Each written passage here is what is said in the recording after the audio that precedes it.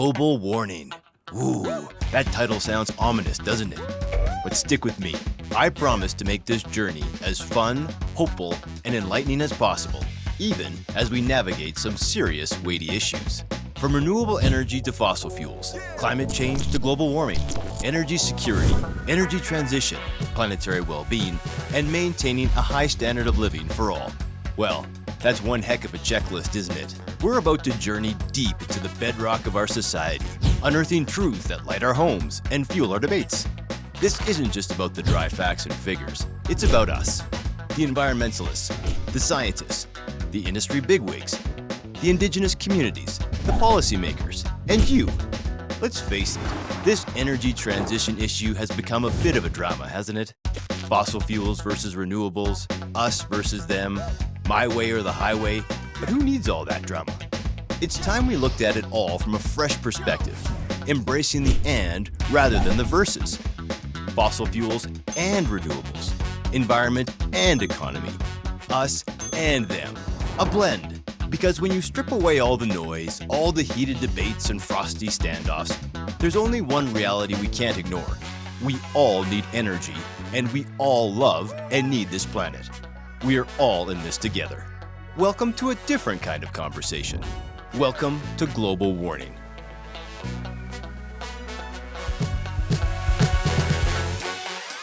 Our first stop is Bonn, Germany, with one of the heroes of our story, Catherine Abreu. Catherine, a Canadian environmentalist and climate change activist, has traveled to Bonn and is en route to attend the 2019 United Nations Climate Change Conference.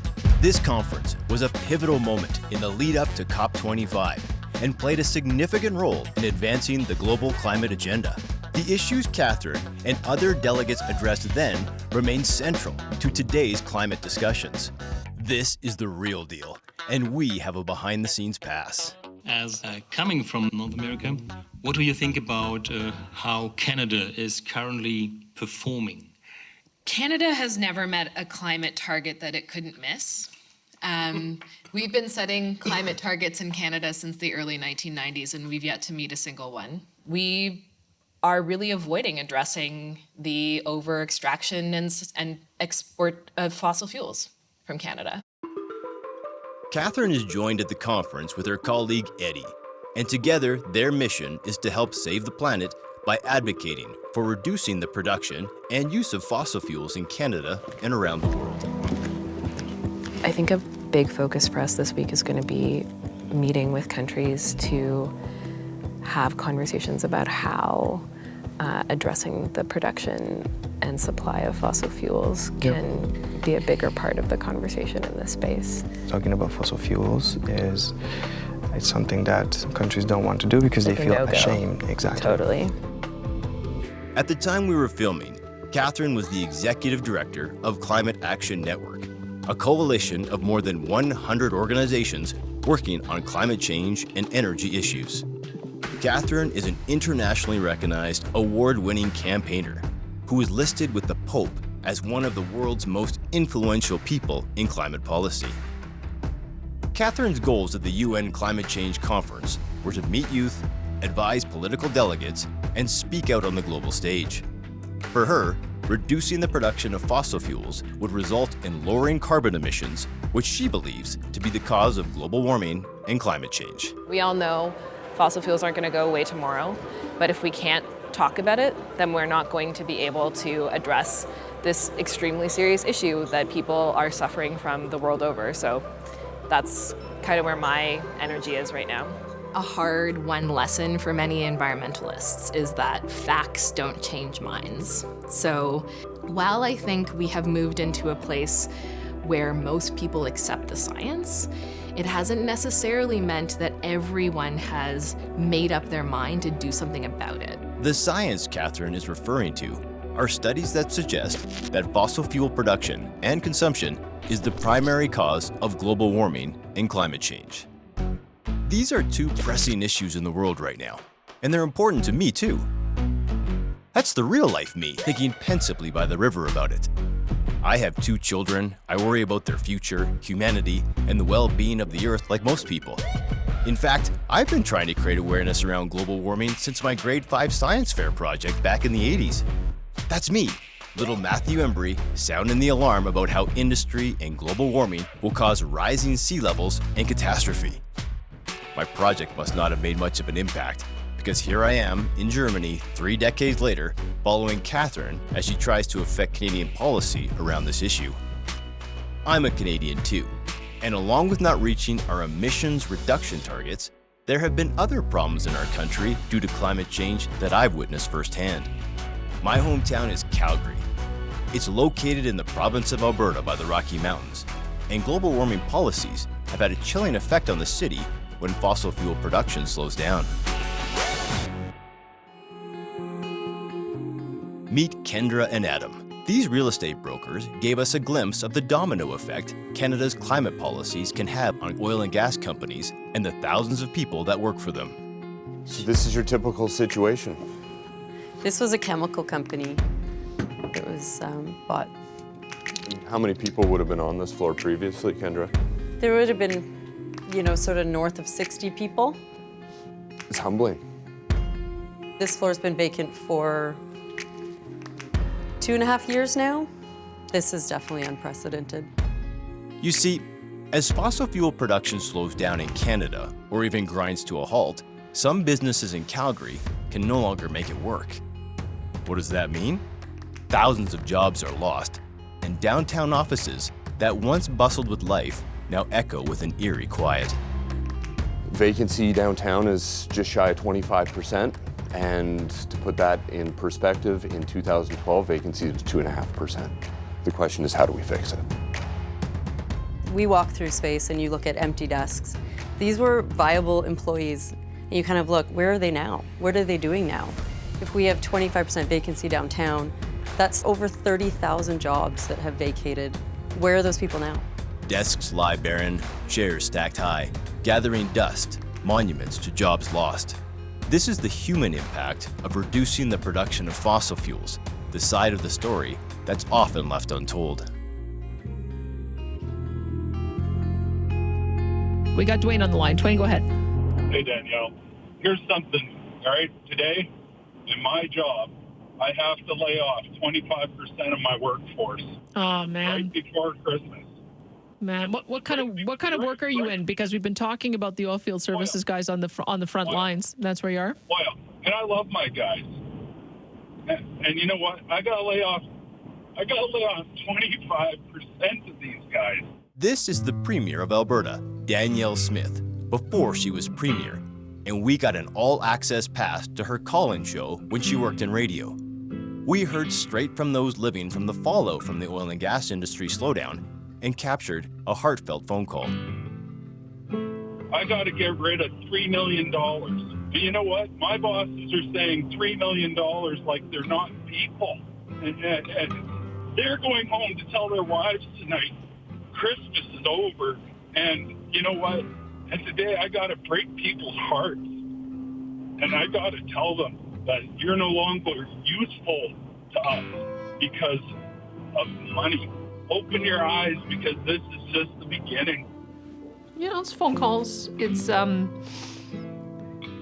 it's people telling me that they've contemplated suicide.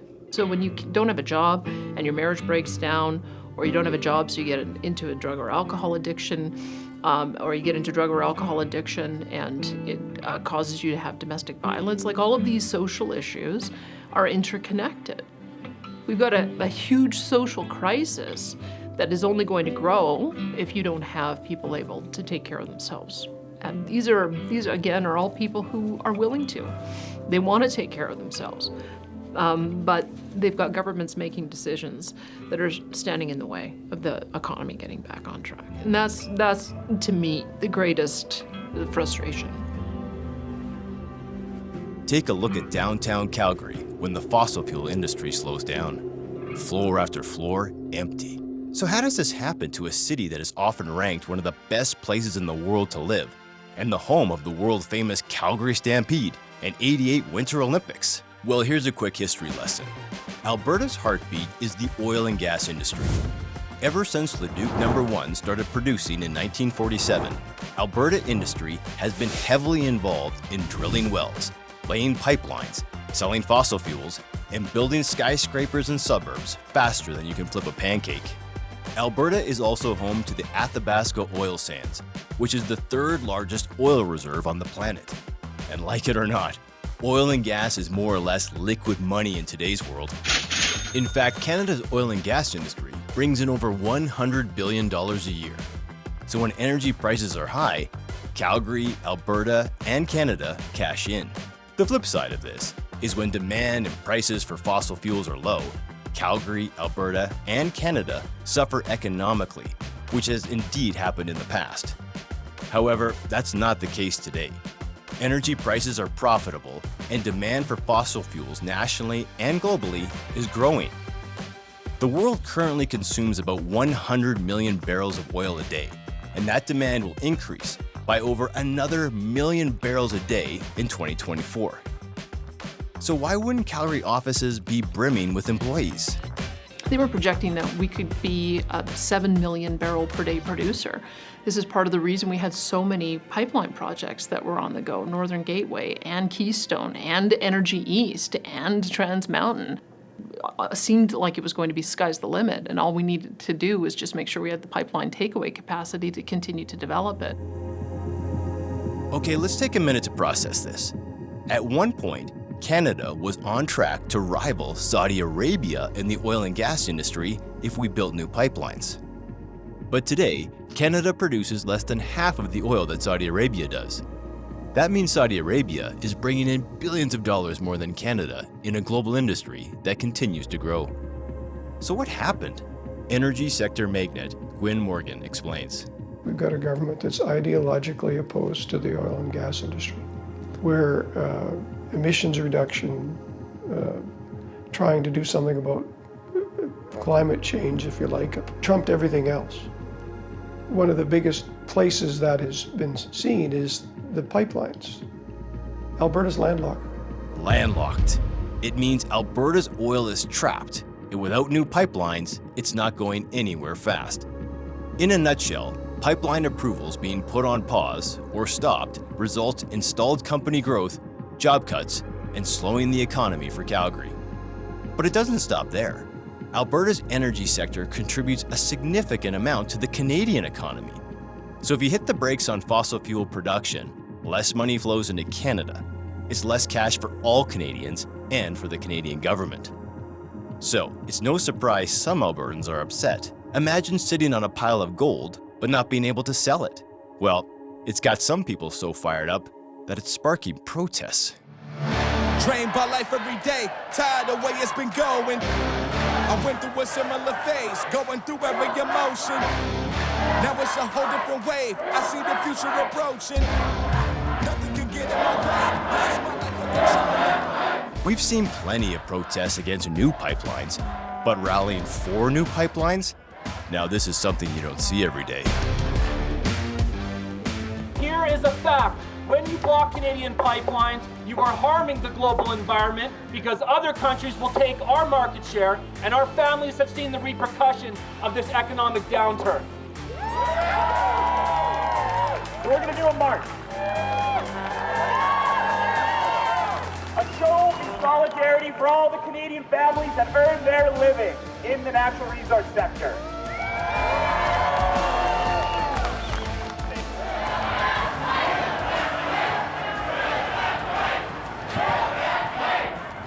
I was laid off in 2016, and once you find yourself on the outside, it's really, really difficult to get back in. It's been really, really hard. It's really changed my perspective on things for sure. Been very difficult. So as you can see, the question of whether the fossil fuel industry is good or bad for our world isn't easy to answer. As the Calgary streets echo with the march for new pipelines, we find Catherine across the ocean driving through the scenic landscapes of rural Germany, dotted with wind turbines and solar fields. Catherine gave us her perspective of the human impact of slowing down the Canadian fossil fuel industry. Look at these beautiful wind turbines. They're so gorgeous. I know a lot of people who are struggling with the ways in which that sector has been impacted. I feel that in a personal way. I have so much empathy.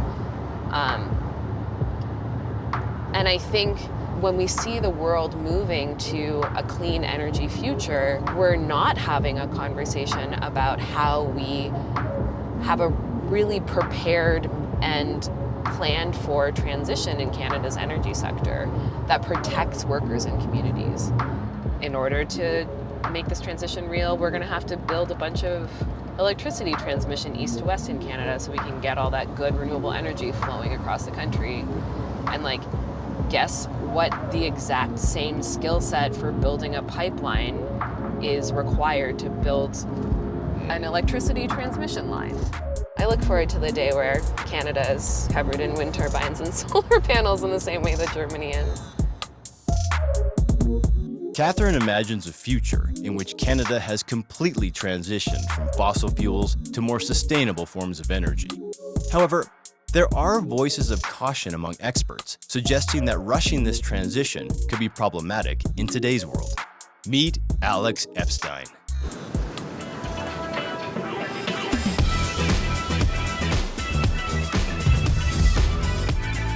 Alex Epstein is a one-wheeler, a jiu-jitsu fighter, a writer, and advocate for the fossil fuel industry. Good job, my brother. You brought it. I didn't realize. Alex is the author of The Moral Case for Fossil Fuels, a book that rose to New York Times bestseller fame and was inspired by his understanding of the crucial role fossil fuels have in our worldwide community. I mean, my own experience was I was completely clueless myself until I was 27 years old. I came from a very educated place and I was just clueless about what a role fossil fuel energy and the fossil fuel industry played in my life. I just didn't have this concept that the energy industry is the industry that powers every other industry. And if I had had that concept, then I would have seen everything in my life, all of the bountiful resources in my life and in the lives of people around me, those are the product of having a lot of machines powered by a lot of energy.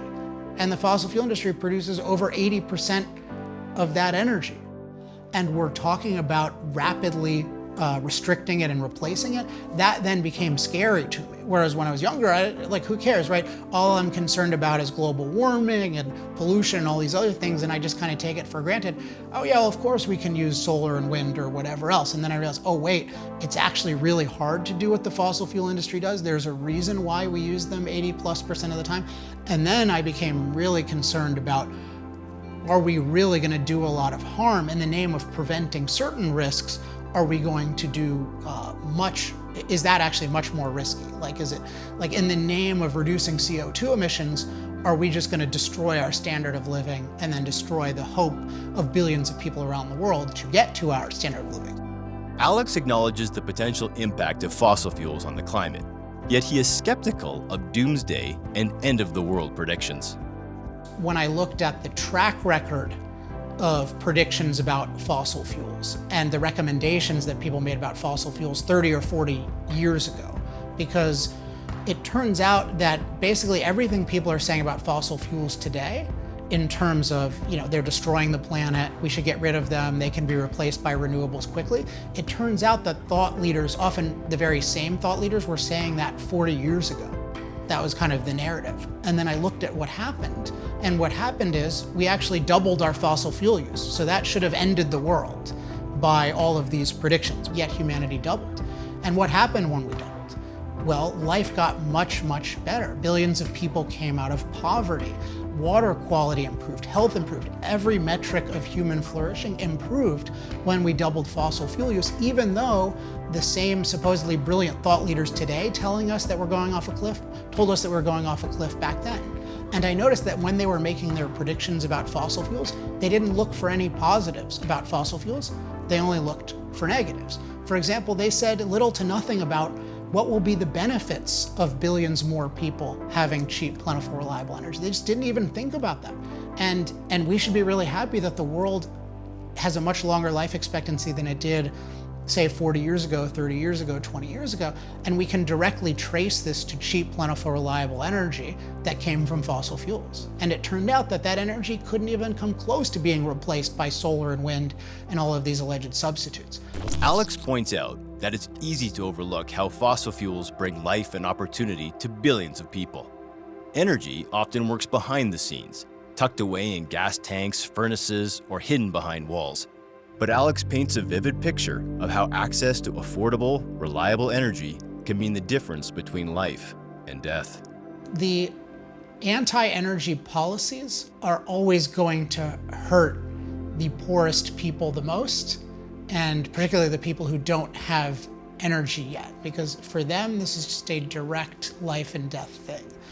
And in my book, when I was researching the book, I looked for different examples of people, like real people in this situation, and there was this story of a young woman in the Gambia in Africa, and she had a child, a premature baby, and in the US that baby would have been totally fine because they would just put the baby in an incubator and that baby would go to maturity. And it was just so tragically straightforward what happened in the Gambia, which is just the baby just died because there was no incubator, because there was no reliable energy. And it's like that clear cut. And if you notice that in the developed world, we are telling the underdeveloped world, hey, don't use fossil fuels. That's a big message of ours, right? Somehow do sustainable development, but don't use fossil fuels. And that's a really cruel kind of thing to do. Listening to Alex, it's hard not to reflect on how easy it can be to take energy for granted. Lucky for him, he lives in a place rich with fossil fuels, translating to dependable, affordable energy. That means he can one wheel and write his books without ever worrying about the lights going out. So, if fossil fuel development has been such a catalyst for human progress and prosperity, and crucial for developing nations to increase their standard of living in today's world, why is the industry often the target of criticism? Remember Gwyn Morgan? He gives us an example of an environmental campaign that highlighted the negative aspects of fossil fuels, in particular, the Alberta oil sands. About almost 10 years ago, there was a group of environmental, very rich environmental groups, put hundreds of millions of dollars into a campaign, the Landlocked the Tar Sands campaign. And they actually had a strategy document. They published it, and it's available for people to look at. When I got back into radio is when I found out about the tar sands campaign, which began in 2008. I saw the documents for it, so there's a PowerPoint presentation where they went through, and the purpose of it was to demonize Alberta oil sands and Canadian oil in particular. The Tar Sands campaign was a plan created by environmental groups to put a spotlight on the Canadian oil sands. To get to the bottom of this, we sat down with Christy Ferguson, who is the director of Greenpeace Canada. And in case you're wondering, Greenpeace is a pretty big deal.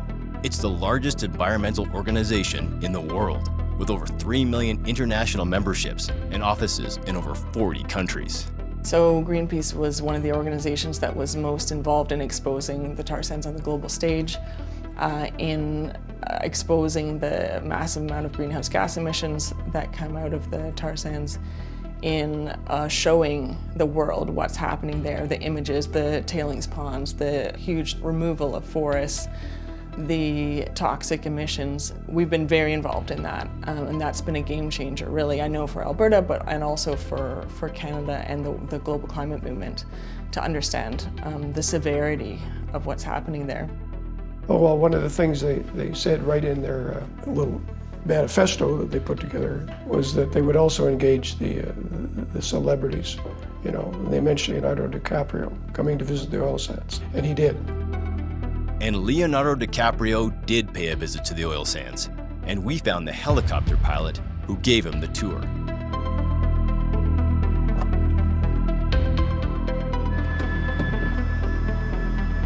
And we got fire in the hole.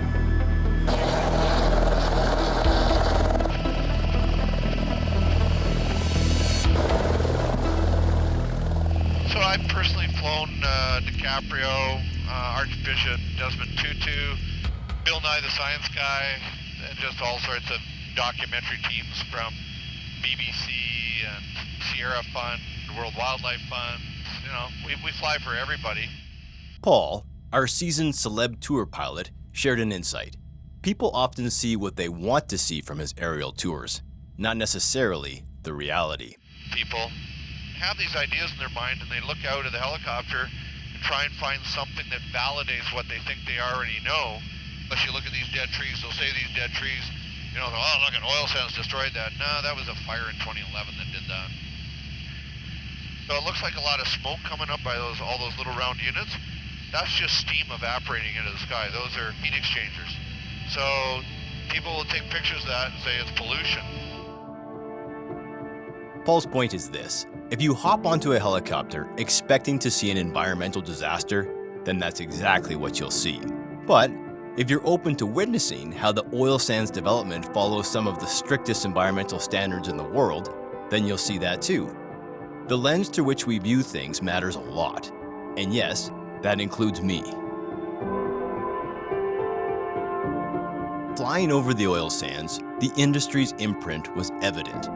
But Paul highlighted an often overlooked culprit in this energy debate: our own rampant consumption. If we didn't crave so much stuff, we wouldn't need to use so much energy. And really, oil sands, or any oil production, or any mining activity, is not a supplier issue, it's a consumer issue. So you look at these highly toxic tailings area in gold and silver mines, and lithium, and all the chemicals that we extract from the earth to make batteries and our lifestyle attainable, and even, you know, jewelry. Well, if we didn't buy it, nobody would produce it. So it's not really a production problem, it's a consumption problem. But how do you tell people in LA or New York, well, you shouldn't have any jewelry, you shouldn't be wearing synthetic clothing, and you shouldn't be driving a car, and your goods shouldn't be delivered in a diesel-powered tractor trailer? That conversation, nobody wants to have that one. After the tour, Leonardo DiCaprio likened the Alberta oil sands to the desolate Mordor from Lord of the Rings. That analogy, his viewpoint, and tweet that followed went viral. Soon enough, dramatic images of the oil sands, tailings ponds, and open pits were distributed by various media outlets. Blogs, documentaries, and magazines, including National Geographic. The tar sands campaign had hit its mark. Alberta oil became infamous as dirty oil, tarnishing its image globally. Everyone knows that the tar sands is controversial. Everyone knows that these pipelines are controversial. I think there's a lot more public knowledge now about the risks of the pipelines and the tar sands both, but also about the tie between pipelines and tar sands and increasing global emissions. And that is in part the work of Greenpeace and other organizations. Everything that we do is it's meant to expose the reality and help people to understand the situation at hand. The reality and the situation at hand was exactly what we wanted to discover, and we weren't content to stop at the headlines. We delved right into an oil sands operation, digging deeper than simply taking some photos from the sky to get a first-hand look at the situation.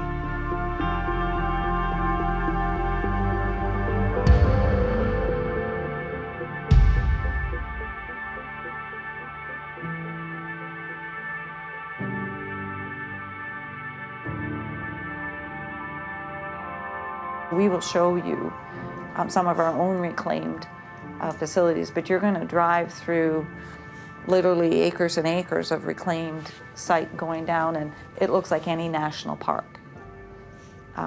People just choose what pictures they show.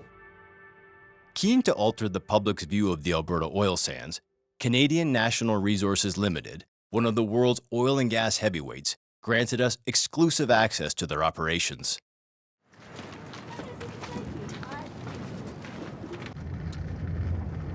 Initially, they showed us the reclaimed areas in a man-made lake. Reclaimed in this context means land that was previously an open mine, now restored to its former natural state. Hard to believe, right? One moment you're in a mine, and the next you're in front of a lake? Well, not in the moment. it takes many years to reclaim. In fact, some projects can last over 50 years, but the goal for CNRL is to restore the land to what it was before extracting the oil. After the reclamation tour, we got our hands dirty, heading straight for the nitty-gritty stuff. We really haven't invited a lot of media here to have these discussions. And I think that's part of you got to get the message out so people understand what we're doing and how we're doing it. So behind me is an image that's often portrayed on social media and the news, and the words I hear are things like a toxic tailings pond. Those are the words that I hear. Realistically, what's in this pipe for us is sand, fines, water, and some rock. A minute part of bitumen, but very minimal. So when you look at it, it doesn't look very appealing. And how toxic would that be? This has actually we actually add captured CO2 that we capture from our hydrogen plant to this. And when we add CO2 to the water to help this settling take place, it actually brings it back to a pH of 7, which is equivalent to river water.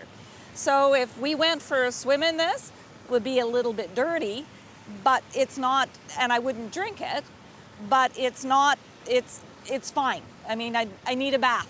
I mean, if I go play in a mud puddle with my grandchildren, I need a bath. If I go play in this, I would need a bath, but it's not going to harm me. So obviously not potable water, neither is a mud puddle. This is a great big mud puddle. I'm not sure I'd be playing in that mud puddle anytime soon. The water might have a pH of 7, but it still could contain toxins that are often associated with tailings. We may not have had our question fully answered, but we were willing to listen. So over on this side is the exact same material that was going through that pipe there, but was coming out of the pipe up top here. So the exact same tails coming out. The difference is we haven't poured from here in 3 weeks. So in 3 weeks, the fines have settled out. What happens is the water rolls off the top, and you can see it off in the distance. And then we pick the water up at our siphon intake. So all of our water is reused. But it's a complete different picture if you show the two of these side by side. It's different than social media portrays us, and to me, not bad to be around. Our next destination, the open pit mines. Remember when we were at the tailings ponds and we looked at the long white beaches? This is what it began with. So those long white beaches, the sand grains are inside of this oil sand. And during the process, what we do is we remove the bitumen from the sand, and those long white beaches are the sand grains that remain behind. So when they're talking about what goes back into this pit, we took this out of this pit, we removed the oil from it, but before it's reclaimed, what goes back in here is the sand without the bitumen. So we actually clean up the oil from here and ship that out as product and return the clean sand here, then cover it and reclaim it. Filming near the open pit was uncomfortable. It was windy, dusty, and hot. The enormous size of the machinery and the scale of the operation was surreal. It's hard to imagine that this mine could have looked like this, and even harder to imagine that this tailings pond could one day look like this. Mining is not pretty, and the scope of a project with a 100-year timeline is impossible to capture in one National Geographic photo. That's Alberta's predicament. Currently, Alberta's oil and gas resources are somewhat stranded due to a lack of new pipelines for transportation, even as national and global demand for fossil fuels continues to increase. And did you know that if you went to the Port of Montreal, you could see docked oil tankers from Saudi Arabia? It makes me wonder, why is Canada importing oil from halfway across the world when we have the third largest reserve within our own borders? Does that make sense to you? And I also wonder, why haven't I seen Leonardo DiCaprio taking a helicopter ride over Saudi facilities like these? or facilities like these.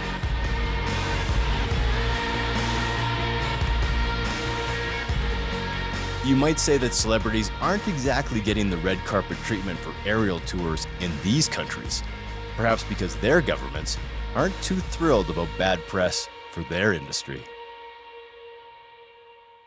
Meanwhile, back at the UN Climate Change Conference, Catherine and Eddie are catching up on the conference buzz. What we're seeing right now is a strategy from Saudi Arabia and the US to block the reference of the 1.5 report. So there's this like consistent effort to water down the climate science. It really hurts the impression that we might have about the importance of the IPCC in policymaking. So, which is crazy because the IPCC report, which landed in October, has like completely changed the way in which the world is talking about climate change. Yes.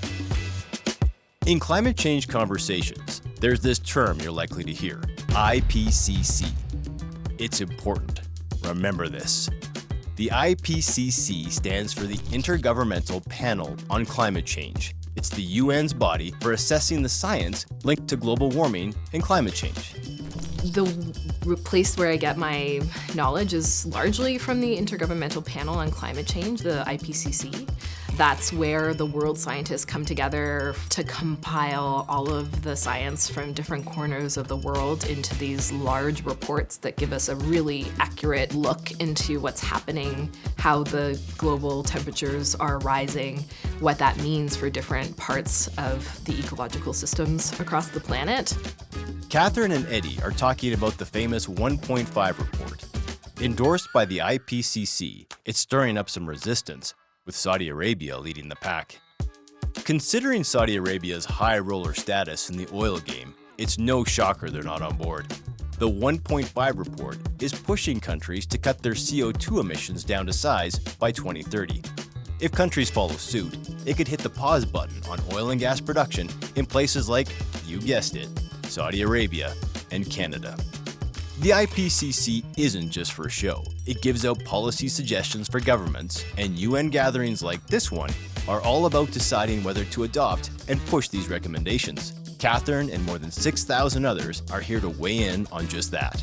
There's this like real push-pull between the politics of the moment and the ongoing technical negotiations in this space that are like setting the rules that the countries who are playing in this political space are agreeing to live by when it comes to climate change internationally. Canada is one of the countries trying to follow IPCC recommendations. This likely means the future doesn't have a starring role for Canada's fossil fuels or shiny new pipelines.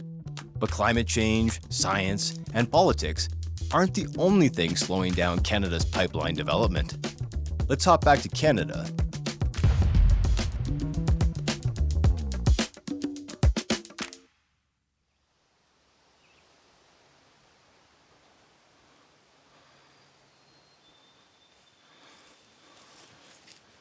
Right here. See the stick? See, look at it. See right here? It's level. When it come here, watch, it's going to hit me. See it jumping? Come back. There you go. There's water. There's an underwater stream here. Say hello to Elder Raymond Owl. After the lesson in finding water, he shared his views on industrial development in Canada. There's nothing wrong with progress, but do it on a scale that is going to be not harmful to the environment. Your biggest thing, the First Nation concerned about the environment. What are you doing about the environment? If you harm it anyway, then your project's not much good. For Raymond Owl, environmental considerations are the main issue when it comes to industrial development, and Canadian industry has to take his perspective seriously.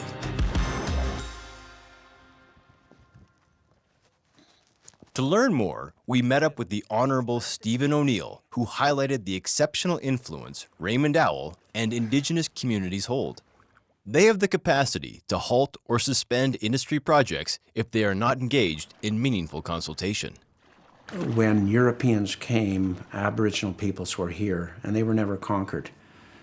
And we then have this Royal Proclamation, the Royal Proclamation 1763, and the fundamental treaty, the first treaty, Treaty of Niagara 1764.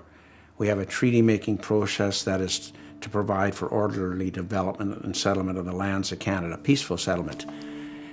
And once the treaties are signed, they are to be respected. They're legal instruments, they're protected in the Constitution. Here's the bottom line. Canada's Constitution uniquely empowers Indigenous groups to challenge industry development until they've had meaningful consultation. So, if a company dreams of building a pipeline or a solar farm, they need to make it work with the Indigenous communities before it can happen.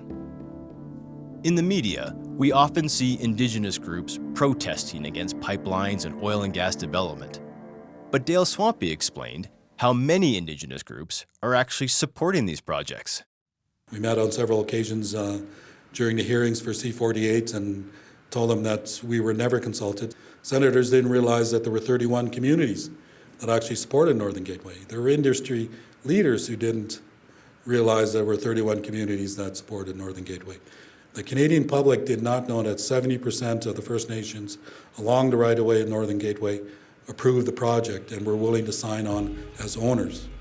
That's the biggest amount of support you could have for any project.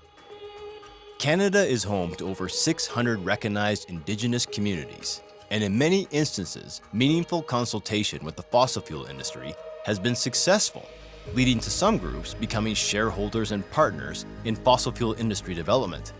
For instance, take a look how Enbridge inked a billion-dollar deal with 23 First Nation and Métis communities for a minority stake in 7 pipelines. Or consider the Cedar LNG project. It's set to be Canada's first Indigenous majority-owned LNG facility, led by the Haisla First Nation. There's certainly shining examples of partnerships between industry and Indigenous communities, but it's not always a smooth ride. There are challenges and bumps in the road that we need to recognize, respect, and tackle head-on. Don't forget, it's Canada. There's no judge sitting over there defending the Anishinaabe side of the issue. We got to deal with the government issue, the white issue, the way they think, their law. You remember Raymond Owl, right? He's one of the founders of the Traditional Ecological Knowledge Elders Group. As an Ojibwe activist, he's dedicated years to standing up against the impacts of industry on First Nations land. Here, mankind does not have the authority to take one species away to make something else. You're going totally against what the creation has for us. What we got to share is slowly depleting, being stolen.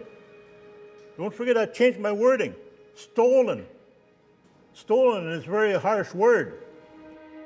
There is that pressures between a Western worldview, resource development, job creation, royalties and revenues, and an Indigenous perspective, Mother Earth, a circular perspective, and one that is more in harmony, I think, and those are the teachings I've received, more in harmony with the seasons, the passing of the days, less in harmony with watching the clock and the watch every minute. And that's what that's the real challenge in this country we call Canada. Because I can tell you, when it comes to justice for First Nations people in this country, it takes a long time, even in the court system. You have a right to come into the courts. You would make an application for an injunction. You would argue that you were not properly consulted. You would have to speak as one voice. You file your papers in the court and you go before a judge. The judge will be likely non-native. Governments don't like this. They don't like being brought into court. We mean business. We've always been timid. Timid, this is, almost like you're cowering. You're cowering to say no. Our lawyer says, how much money are you looking for, Ray? So you guys don't have enough money. Both you and Canada don't have enough money for what the damage you've done for the last 50 years. Oh my God, there's not enough money in anybody's pocket to compensate the First Nation. What would you do if you had the government by the balls? Probably the most important word in this room today is reconciliation. Ultimately, I think to get to reconciliation, it's a distant goal, step by step by step, but ultimately to get there, you're looking at consensual agreements along the way. If that's the new reality in this country, then it's the new reality under something about what I'm speaking about, the rule of law, legal principles handed down by the Supreme Court of Canada, and the impact of Section 35 of the Constitution Act 1982, and now worldwide, the United Nations Declaration on the Rights of Indigenous Peoples. A lot of this sounds to me like it's rooted in justice. Canada is changing. Indigenous rights and climate change activism have the ability to slow down or slam the brakes on pipeline and industry development. Predicting the full impact on Canada is no easy feat. But guess what? Things south of our border are very different.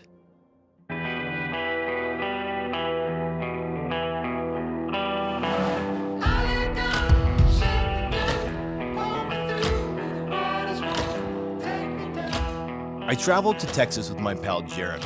We met Brad, who showed us huge fields and enormous industrial projects. It was eye-opening to see how the fossil fuel industry in the US is growing and not slowing down one bit. You guys really have an uphill battle.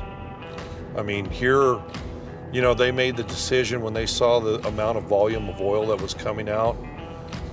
6 big pipelines applied for permits, and within 2 years they were working, building them.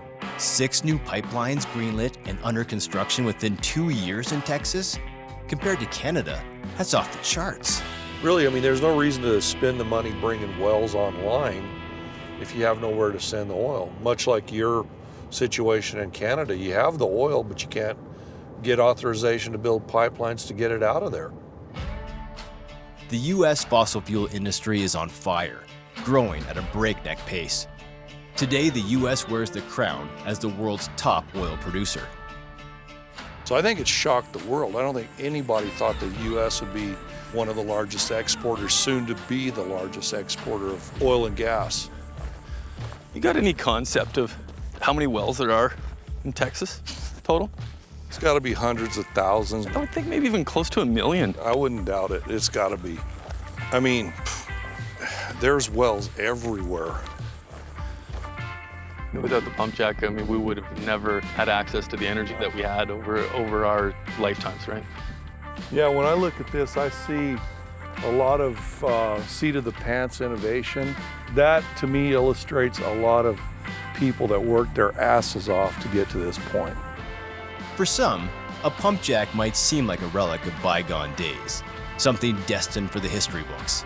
But let's not forget the transformative role fossil fuels have played in shaping the world we live in today. Roll back the years to a time when we relied on whale oil for our energy needs. That's right, humans hunted these creatures to near extinction until fossil fuels took center stage. Fossil fuels didn't just save the whales. They powered an era of unprecedented progress. They fueled our factories, revolutionized transportation, and lit up our cities. This affordable and reliable energy source ignited an industrial revolution that propelled our civilization to where it is today. Look around you. From the electricity that powers your home, to the gas that heats your meals, from the plastics in your everyday items, to the fuel that drives your vehicles. These were all made possible from fossil fuels. They've improved our quality of life, lengthened our lifespan, and broadened our horizon in ways that were unthinkable just 100 years ago. Despite some American politicians signaling the end of the fossil fuel era, Texas begs to differ. Fossil fuel development was as easy to spot as a cowboy hat at a rodeo. What really caught our attention was the intriguing blend of energy powering some of these operations. I think most people know us as an oil and gas producing state, but we have a substantial amount of wind power and solar power here in Texas. Well, we're in the middle of the Texas desert. Yep. And there's a massive solar project that is supplying power to all the industry and the sites rather than to population. I mean, you can see those lines that are shining right there. They're brand new. Yeah. Oh, for sure. I mean, everything, all these solar towers, this is all absolute brand new. You don't build the type of transmission infrastructure like you see behind me here if you're not planning on delivering power somewhere for a long time into the future. An oil and gas industry powered up by a solar farm? Now that's something you don't hear about every day. Yet it's a clear sign to me that Texas will be riding the fossil fuel wave for decades to come, with a blend of energy sources driving them forward. Who would have thought that oil-rich Texas would have wind farms that rival those found in Germany? And back to Germany we go to meet Dr. Fritz Varhenholt.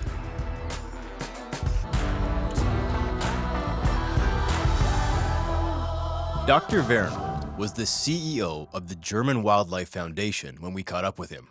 With a resume boasting of authoring books, advising the IPCC, and leading a wind turbine company, Dr. Varhenholt explained to us why a blend of energy sources, like we saw in Texas, is the best way forward. And like Alex Epstein, warned us of the problems with eliminating fossil fuels too quickly. I have built thousands of wind turbines. I know the volatility that we have in winter times, high winds, and produce 2/3 of the wind energy, but in summer there is nothing. And on the other hand, photovoltaics, we have from May until September a lot of sun, but in winter, nothing. And therefore, this can be solved by storage, yes. But not the storage which we know from batteries from this day to the other. No, we need interannual, interseasonal storages, which is totally uneconomic with batteries. The best thing is to have a stable mix, have the best parts of that and the best part of that. The key word here is stable. We're talking about keeping the lights on without any blackouts. Blending traditional energy sources like oil and gas with options like wind and solar is key. This mix is crucial for those times when the sun isn't shining or the wind isn't blowing enough, or if relying solely on renewables gets too expensive. It wasn't that Dr. Varhenholt was against renewable energy sources. He just wanted to remind us that the energy story isn't just as simple as fossil fuels bad and renewable energy sources good. The people in Berlin and Hamburg say, oh, we want more of these wind turbines. And meanwhile, we have 1,000 initiatives protest against wind turbines in the countryside.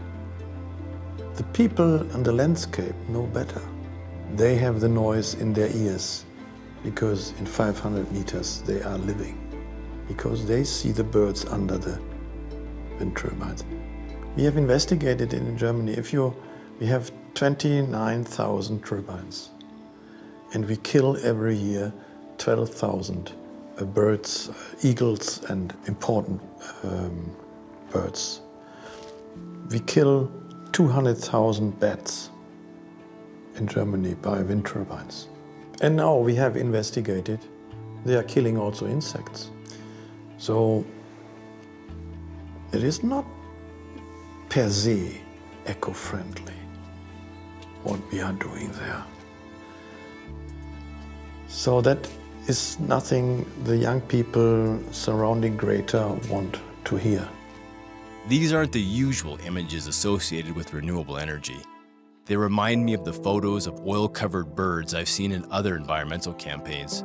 For those trying to make the world a better place, sometimes a picture says 1,000 words. We decided to check back in with Christy Ferguson from Greenpeace to understand just how crucial images are in getting ideas across.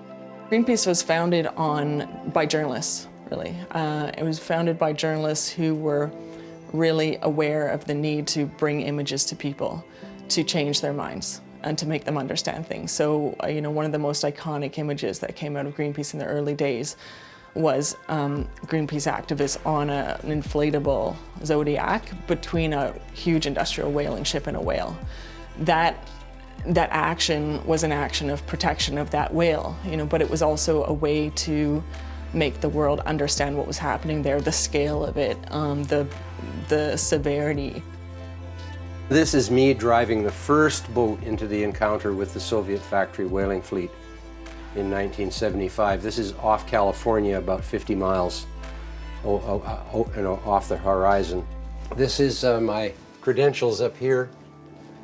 I've got a Doctor of Science in Ecology here, and an honorary Doctor of Sciences from North Carolina State University. They didn't give me a plaque or anything, but I was awarded the National Award for Nuclear Science and History in 2009 in Albuquerque, New Mexico, near the Los Alamos. I was quite proud of that because I'm in the same group as some pretty heavy-duty scientists, Oppenheimer, those kind of people. Say hello to Dr. Patrick Moore, scientist, environmentalist, activist, and former president and director of Greenpeace. Dr. Moore shared his perspective of the organization he once served. One way of putting it is organizations like Greenpeace often start out with good intentions, with volunteers. There's no financial interest in the situation, but gradually, as they grow and are successful, they evolve into a kind of business where you have a payroll to meet every month because you got 20, 40, 80, 100, pretty soon 2,000 people on staff.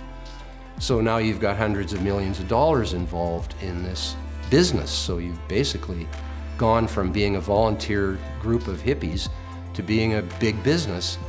And unfortunately, the big business sometimes evolves even further into what is basically a racket.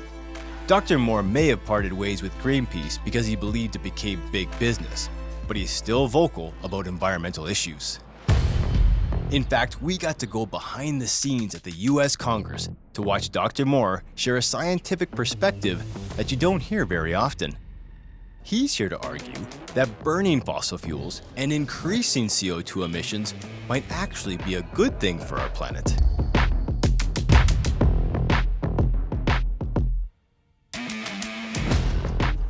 Good morning. I particularly know that I'm right on the fact that we are restoring a balance to the global carbon cycle by burning fossil fuels. So we are life's salvation, not its destroyer. And that is going to maybe take a long time to sink in, but it is true. Yeah. Mind-blowing, right? Well, while the current Canadian government may be convinced that CO2 emissions are the main driver of global warming and climate change, this hypothesis is still being debated in other parts of the world. Brace yourself for a clash of the experts. And despite what we're told, there's a vigorous debate within the scientific community over how human activity compares with vastly more powerful natural influencers that have driven climate change for 4.5 billion years. Scientific evidence is unequivocal. Marine biodiversity has been impacted at unprecedented rates by human activities. The last time this happened, it was because an asteroid hit the planet. Today, we are that asteroid. As with the manufactured climate crisis, they are using the specter of mass extinction as a fear tactic to scare the public into compliance. There is no hard evidence that CO2 has anything to do with the changing temperature of the Earth's climate. And there is strong evidence that we are seeing increases in extreme weather events, more heat waves, more droughts, and more floods. And there's no question it's promoted by greenhouse gas emissions. These are the words of a salesman, a science bureaucrat, not a disinterested... I'd like to ask the witness to direct your testimony to the chair and not to your fellow. Dr. Watson, these are the words of not a scientist, but of a science bureaucrat doing the bidding for his organization. CO2 is the most important food for all life on Earth. And we, thankfully, are putting some of the CO2 back into the air that was sucked out by life over the millennia and are restoring a balance to the global carbon cycle. Thank you, Dr. Moore. If there's no further business, this committee stands adjourned. Thank you. While no consensus was reached, the question of whether CO2 is the primary cause of global warming and climate change at the US Congress is still up in the air. Back at the United Nations Climate Change Conference, Catherine and Alden Mayer, who at the time was the Strategy and Policy Director at the Union of Concerned Scientists, are convinced that carbon is the root of the problem and are strategizing on how to counter scientists who see things differently. As someone who's been at this for so long and works with the Union of Concerned Scientists, what's your first response to climate science skeptics? Well, I mean, the first response is basically remind people of the overwhelming consensus in the scientific community that's reflected in the IPCC reports or our National Climate Assessment Report by 13 federal agencies. This is not some conspiracy by the international scientific community. This is what science is supposed to do. Yeah. Is put forward hypotheses, test them in the acid of peer review, and put forward the best understanding of the science for policymakers to consider. And the IPCC has done a tremendous job over 30 years. Now, for those who aren't sure if CO2 is the main cause behind global warming and climate change, Allen's go-to response is to highlight the scientific consensus and direct them to the IPCC's research. But remember, consensus just means general agreement. It doesn't automatically make something true. So just because there may be a consensus today that greenhouse gases are the primary driver of global warming and climate change, that consensus can shift as we learn more.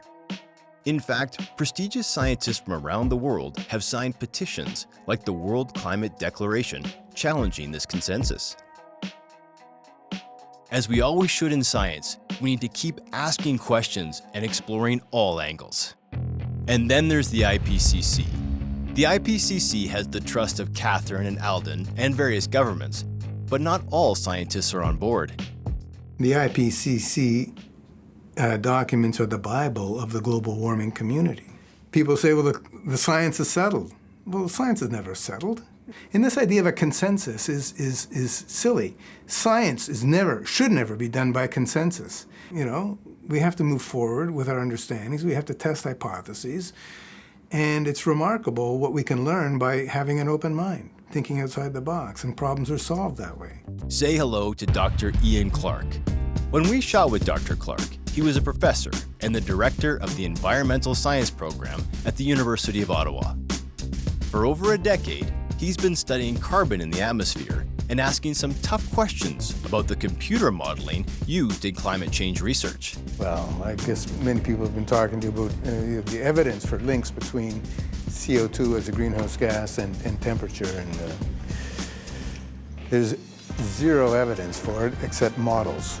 And models are based on that hypothetical link, the climate sensitivity, which is under reevaluation by the scientists, by the modelers themselves, but you never hear about this in the media. Dr. Clark does not believe that CO2 is the main driver of global warming and climate change. He points out that the link between rising CO2 levels and temperatures relies heavily on computer models. Computer models are intricate algorithms and simulations used to predict global warming scenarios. Basically, scientists use two main methods to study why the Earth is getting warmer: computer models and observing what's actually happening in the real world. Over the last 50 years, these methods haven't always agreed on what's primarily causing climate change and global warming.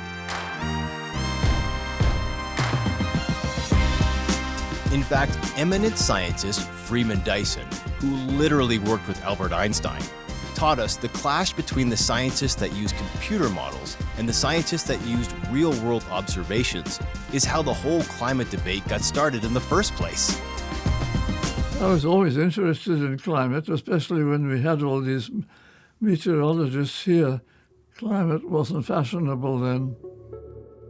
And then around 1970 or so, there was a competition for money between the two big climate groups then were in Colorado doing computers and Oak Ridge studying the real world. And they were competing for the budget. There was big money involved, and that always has a corrupting effect on people. And somehow or other, the people in Colorado got all the publicity, They had a lot of good propaganda about their computer models. They claimed to be able to understand climate. So the whole subject somehow got slanted into this computer model direction. People began believing the computer models, even though they were not supported by the real world. Dyson criticized some scientists for depending too heavily on computer models that failed to match up with actual observations, claiming that these models reduced the complex issue to carbon being the primary factor. He argued that this oversimplification allowed certain scientists to profit and gain attention by creating alarming predictions that scared the public. It just made the thing look much too simple. Carbon became the enemy that made everything worse. I never believed that. And carbon is something that we need for life. Life is based on carbon. So anything you do with carbon has big effects which had nothing to do with climate, and those were ignored. The public never learned about that, and all the public was told all sorts of exaggerated stories about climate. The more scare stories you tell, the more money you get, and that, I think, was the driving force. Professor Dyson's skepticism regarding the reliability of predictions from computer models is echoed by Dr. Clark, who openly questions the reluctance of some scientists to disclose the algorithms underlying the research findings. An example of this is the hockey stick graph created by Michael Mann. So the hockey stick became the poster child of Environment Canada and many other global warming reports and institutions. And the hockey stick is basically an evaluation of temperature over the past 1,000 years. And it basically showed a relatively flat period of temperatures for the past 1,000 years up to about 100 years ago, and then a rapid upshoot. So it looks exactly like a hockey stick. Michael Mann and his colleagues would not release their algorithm. You would think that a document like this, with such impact on economic consequences because of the global warming mantra, you'd think that they would want to release this to Congress, and they wouldn't. So the hockey stick graph is famous because it demonstrated that global temperatures started to rise at the same time there was a rise in the human consumption of fossil fuels. When we tried to get an interview with Michael Mann to learn more and find out why he wouldn't share his algorithm to create the famous hockey stick graph, he refused us. We may not know the ins and outs of the hockey stick graph, but we do know that computer modeling has its flaws. Studies have proven that since the early 80s, climate computer models have overestimated the rate of temperature rise compared to actual observations. Bottom line, the Earth isn't warming as fast as the computer models, and the scientists, organizations, and governments that rely on them would have us believe. Meanwhile, at the climate change conference, Catherine and her colleagues have hit a roadblock. Countries like Saudi Arabia are challenging the climate science and recommendations put forth by the IPCC. What else have you guys been up to this week? I'm mostly following the science discussions, but the IPCC stuff is frustrating. But it's also interesting. Well, it can be fun because it gets a little bit heated with Saudi Arabia being very difficult the way that they are. This morning they were saying that the scientific knowledge about climate change is only starting to emerge. Oh, terrible. Wow. Yeah, and that we need more information on climate change before we can start to act. Unreal. So they'll continue to talk back and forth. With so many conflicting voices about the IPCC's credibility and how CO2 may or may not be the primary driver of global warming and climate change, we needed some insider input. Remember Dr. Varhenholt? Well, he was an IPCC advisor, and he shared some of his scientific perspectives. I wrote a book about the role of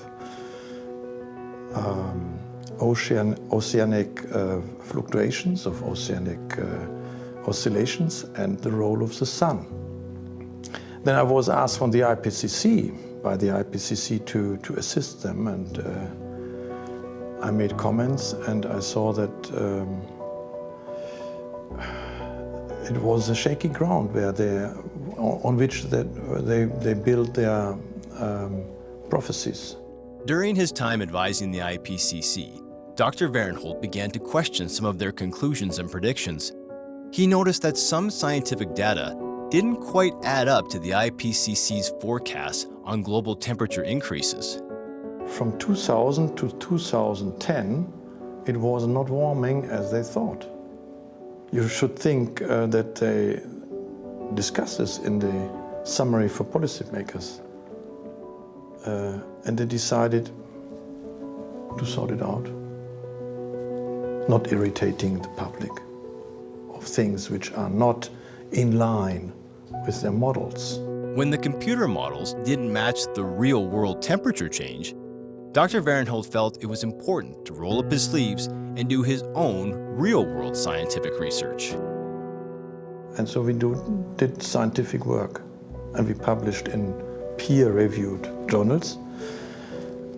And what we could show is that the medieval warm period from 950 to 1250 was as warm as today. Dr. Varhenholt's initial findings were intriguing. Roughly 1,000 years ago, Northern Europe was just as warm as it is today. The IPCC said, yes, it is only in Northern Europe. So what we did is we investigated South America, we investigated Africa, Antarctica, Oceania, and could show in all continents of the Earth, it was as warm as today, 1,000 years ago. And the question is, how could that come?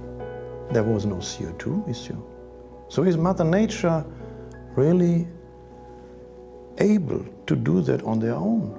His real-world research showed that global temperatures were the same as present-day levels 1,000 years ago, even though there was no CO2 emissions from industry back then. When he went back another 1,000 years, the revelations continued. And if you go further to the Roman period, you have the same thing. Every 1,000 years you have a warm period. And if you look at the images, at the pictures of the IPCC, you see it is flat.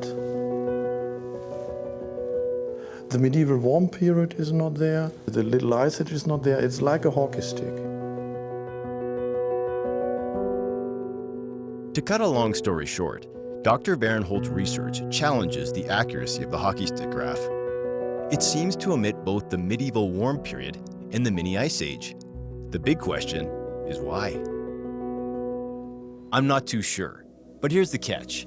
If you only lean on the IPCC for info, you're potentially missing out on a ton of facts and might be falling into a bias trap. But it seems like CO2 is the main villain story has been accepted by most without digging deeper into the science. The IPCC is a UN body and is not a scientific body. Those who decide what is in the summary for policymakers, they are delegates from the states. It's not a scientific issue then more, it is a political issue. This is crucial to understand. The IPCC isn't purely a scientific body. When the IPCC makes a recommendation, it might not be solely based on scientific evidence, but potentially driven by political motives. It's a very strong media-supported mainstream. The mainstream is very strong. I think 99% of the young people are educated in that direction. CO2 is a bad molecule and is wrong, and it is responsible for all evil. And this education, portraying CO2 as evil, is having a profound impact. Back in Calgary, the city's youth are trading school books for placards hitting the streets to protest against fossil fuel development and CO2 emissions in the name of our planet's future. And they're not just playing around. What do we want? Climate action! When do we want it? Now! What do we want? Climate action! When do we want it? Now! No more discussions, no more delays. We can no longer allow the fossil fuel companies to manipulate governmental policies and destroy our future. It is time to move on. So let's get out there and make our voices heard. What do we want? When do we want it? Thank you, Calgary. What do we want? Climate action! When do we want it? Now! We got hysteria embedded, ingrained in our youngest generation, where we parade 8 and 10-year-olds before UN commissions and have them express their fears and demanding action to save their future, and they don't have a clue what they're talking about because all they know is what their high school teacher or primary school teacher taught them, and all they're teaching them is what they hear on CBC. They're not reading the documents, they're not reading the science, and so there's a huge disconnect, and this is very troubling. The rush to conclude that our world is on the brink of destruction without considering all the science gives me pause. How many young people are losing hope for a bright future, influenced by voices that haven't fully explored the complex science behind these issues? Meanwhile, back at the UN Climate Change Conference, Catherine and Eddie are gearing up to advise Canadian government officials. We are just in front of the Canadian delegation office, and we are waiting to head in to speak to the Canadian negotiators, including the head of delegation, Catherine Stewart, about how the negotiations are going this week, and also push for some strong leadership from Canada in defending climate science. It's also a real privilege to get to speak to the head of delegation, Catherine Stewart. She's got a very busy agenda, and so carving out time to chat with her is really critical, and she's of course the person who's kind of driving the Canadian agenda in these kinds of meetings, so yeah, so really great. How are you? Good. Are you part of Cat's group? I am. Okay. We have Fédération des travailleurs travailleuses du Québec, affiliée au CPC. Enchanté. We know that Canada is a huge supporter of science and, of course, of that 1.5 degree target, so we'd love to hear your guys' take on that. Thanks, and I think that's an excellent note to start our meeting off on because, you know, we see these reports as absolutely critical. I mean, why are we here, right? The science is clear, and we want to be able to advance and give these things the profile that we feel they need to have in order to spur climate action, right? Mm-hmm. I mean, there's a great urgency. The IPCC report, you know, underlined it for us last fall in the lead up to COP24, and I think it helped parties to come together and give us the rule book that we were able to get. So we discovered that the rules Canada follows are based on IPCC reports, which advocate for a significant reduction in CO2 emissions. So we can count on you to join other countries in advocating really strongly for the science of climate change to be accepted here in this space. Absolutely. Yeah. Good to hear. Great, thanks. Okay. When Catherine and Catherine Stewart talk science, they mean the IPCC-endorsed studies advocating for major CO2 cuts. Canada's policies, inspired by these suggestions, have resulted in slowing down the fossil fuel industry, job cuts, stagnant economic growth, and potentially lowering our nation's standard of living. Dr. Varhenholt paints a worrying picture of these consequences. Brace yourselves for the global warning. The next step is to kill coal, gas, and oil. Reliability of the power will suffer. Blackouts will be more. Prices are exploding. That means at the end, losing industry. And deindustrialization will come. So here's the bottom line. Restricting fossil fuel development and use risks blackouts, higher energy prices, and deindustrialization. And as we have discussed before, this means economic slowdown, job losses, and lowering our living standards. Imagine the Calgary situation when industry slows down, but now picture it across Canada. And it becomes a bigger problem if Canada backs off while other nations keep growing their fossil fuel industry. Remember the US greenlighting 6 pipelines in just 2 years? Moves like that put them strides ahead of Canada. And it's not just them. China, Russia, Saudi Arabia, they're all surging forward with fossil fuels, while Canada falls behind. Back in Calgary, Danielle Smith gave us a dose of reality, explaining why Canadians may be underestimating the significance of the country's oil and gas sector, both nationally and globally. We in this province are very educated about energy, the role it plays in our lives, the growth in energy demand, not only here but around the world. But it seems like there's a bit of a fantasy taking place in the rest of the country where nobody is weaning themselves off fossil fuels. We've got not just American foundations and environmental groups campaigning against us. We've got Canadian environmental groups campaigning against us, partnering with First Nations leaders who are campaigning against us, partnered with politicians who continue to give misinformation to campaign against us. And so we feel like there's this big disconnect that we understand where our energy comes from. We understand how it's produced. We understand some of the environmental trade-offs. We understand that you can produce it in a way that has less and less impact on the environment. But the conversation that seems to be taking place in the rest of the country is a completely different one. The global warming debate is an intense tug of war, but I firmly believe we can love our country, maintain our way of life, and still care for our planet. The world's population is growing, and with it, the demand for fossil fuels.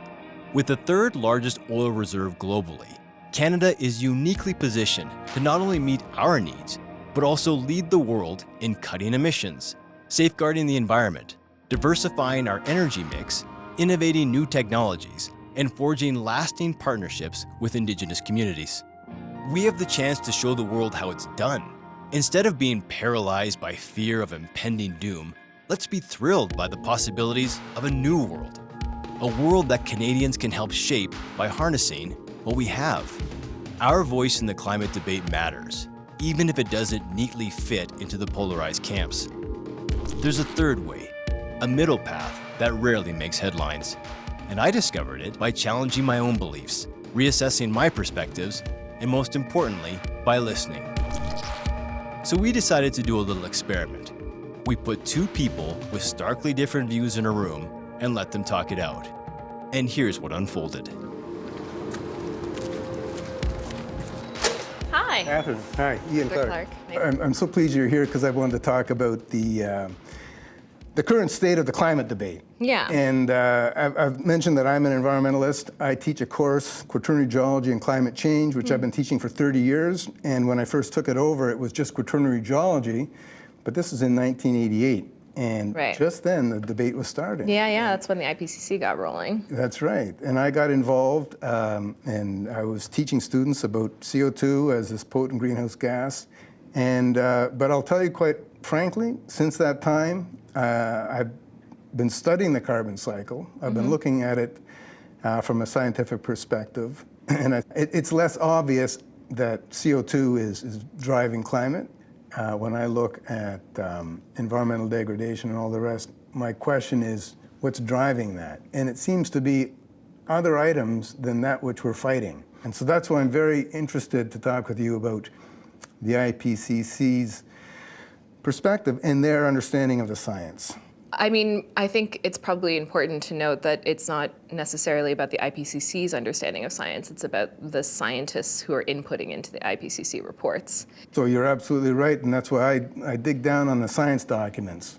It's pretty obvious that there are a lot of ways in which people have lived on this planet for quite a long time that are becoming untenable because of the warming we're experiencing.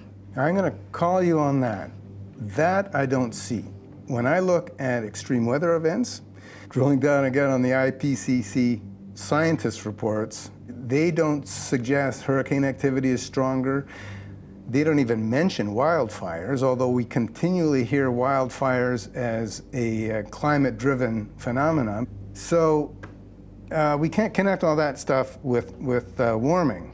Well, we can't connect the occurrence of those natural phenomena. You're absolutely right. So fires, floods, sea level rise, erosion, but climate change is responsible for them becoming far more extreme. So it has this amplification effect. That amplification isn't discussed in the IPCC documents. I don't see this in the literature, and I hear it on CBC, and I hear some people talking on the radio, but I don't see it backed up by science. It is not. Every bit of data that I have seen about that contradicts you. No, absolutely not. I've got the data and I can show it to you. The climate disasters have been going on since biblical time. We can attribute a lot of that to warming. If you want to, 75% natural. So what are we going to do about that? What are we going to say about the occurrence of these events if it's all natural? We can't change it with CO2. You keep fixating on this one, 75% of it is natural. Well, that's IPCC document. I just don't understand why that means we shouldn't do anything about it when there's 25% of it that you're saying we have control over.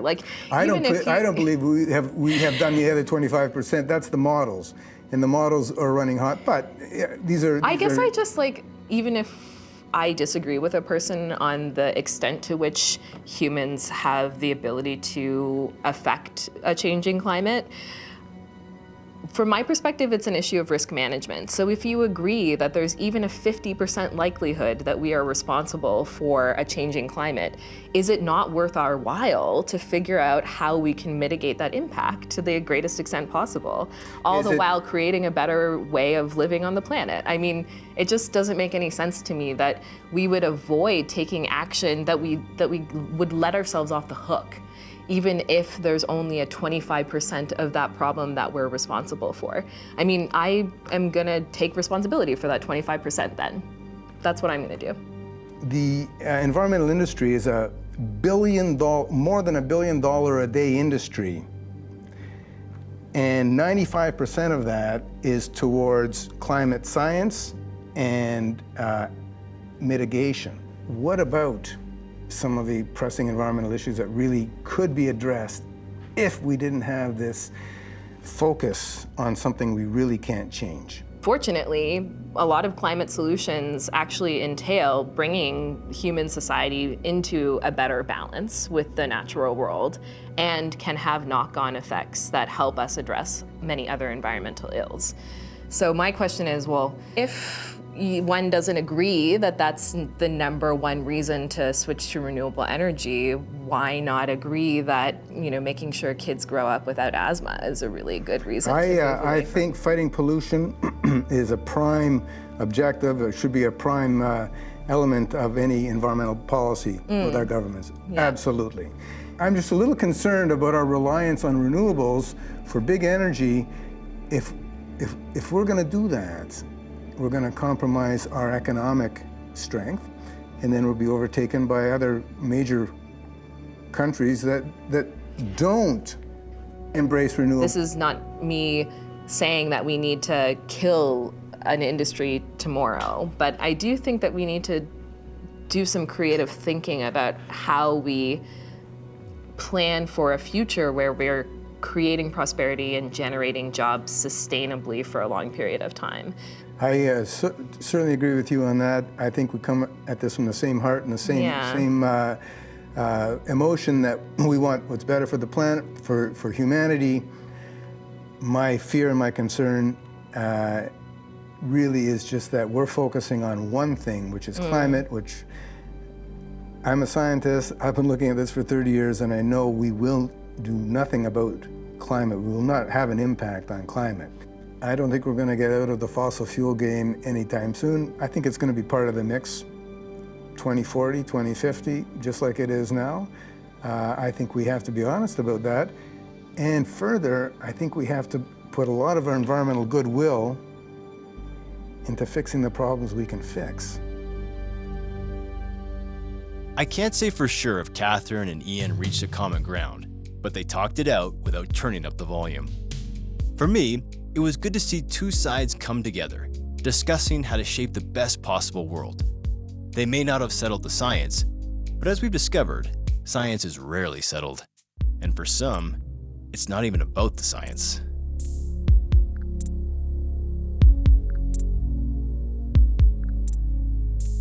Science, oh, that's a big word, scientific. Scientific, to me, is only a farce and a theory. Science is only, it's a theory. It's not a fact.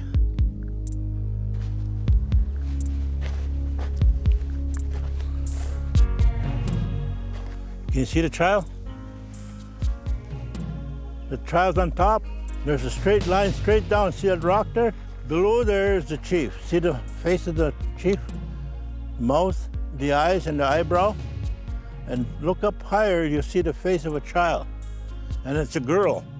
That means this never comes by here. It always reminds you who you are and whatever you do in life, you got to think about that child, your children ahead of you. That's who you got to think about. Anything you do, your actions, anything before you decide anything. Think about those child that you're going to leave behind. It's written in rock. It's not on paper. It's on rock. Who you're supposed to be, who you are.